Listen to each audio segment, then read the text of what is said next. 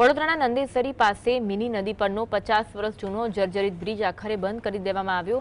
દ્રશ્યમાં દેખાતો આ એ જ બ્રિજ છે જેના સળિયા દેખાતા હતા અને ગમે ત્યારે ધરાશાયી થવાની તૈયારીમાં હતો।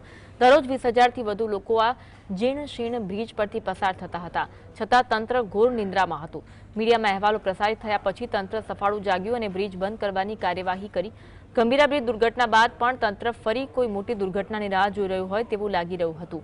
મોડે પણ તંત્રએ આ બ્રિજ પર અવરજવર બંધ કરી પતરાની આડશો મૂકી દીધી, જે ખરેખર તંત્રની બેદરકારી પર અનેક સવાલો ઊભા કરે છે। શું તંત્ર મોટી દુર્ઘટના થાય તેની રાહ જોઈ રહ્યું હતું? સ્થાનિકો હવે વૈકલ્પિક વ્યવસ્થાની માંગ કરી રહ્યા છે। ખરેખર જે આ બ્રિજ બંધ કરી દીધો છે તે બહુ ખોટું છે અત્યારે, કારણ કે કોઈ દર્દીને જવું હોય તો રિક્ષા કે એમ્બ્યુલન્સ જાય એવો રસ્તો રાખ્યો હોત તો સારું હતું, કે વ્હીકલ 2 વ્હીલર બી જઈ શકે એમ કમસે કમ। પેલી બાજુ ફાટક બહુ ત્રાસ છે, દોઢ કલાક સુધી ફાટક તો ખુલતો નથી। અણગઢવાળો રસ્તો એટલો બીજો બિસ્માર હાલતમાં છે તો દર્દી બી જઈ શકે એમ ત્યાં નથી।